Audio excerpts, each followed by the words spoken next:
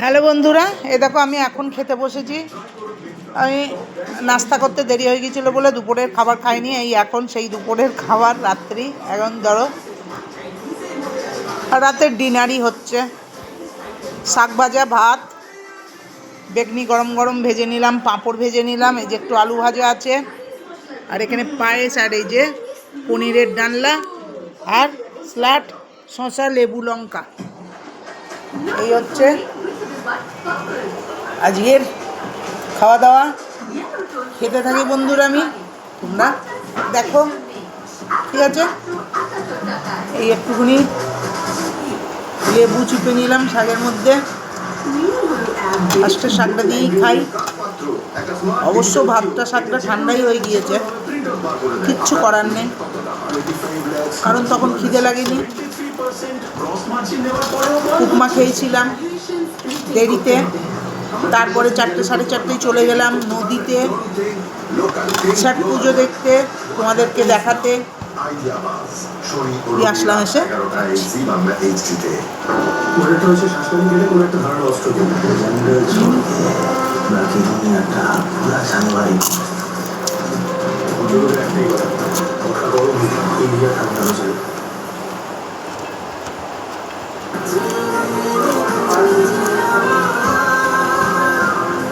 আমি কারোর মধ্যে কোনো কিছু চাপিয়ে দেবো না, তা দিতেও চাই না। শুধু এইটুকু সবাই খেয়াল রাখবেন, আমরা যেন নিজেদের কাছে গাফিলতি না করি।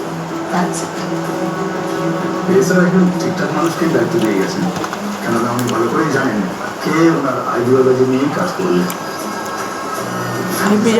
করে কাজ কখনোই করতে পারবো না। তবে হ্যাঁ, আপনারা পাশে থাকেন, এই কটা দিন আমরা সবাই মিলে ঠিক করে কাটিয়ে নিতে পারবো।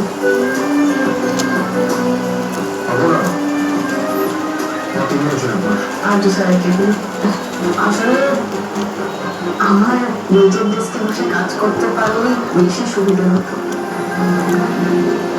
দাদা সবটা বলে গেছি, আমরা যখন বলে গেছি তোমাকে ঠিক চলে কাজটা করতে হবে, আর এটা ঠিক যে এটা ঠিক হচ্ছে কি না সেটা একটা আমার, ঠিক আছে।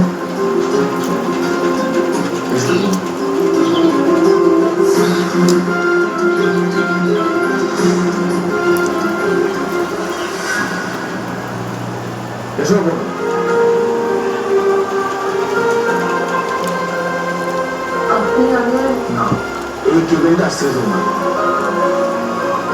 আমার কাজ হচ্ছে তোমাকে এখান থেকে পৌঁছে দেওয়া। যাও।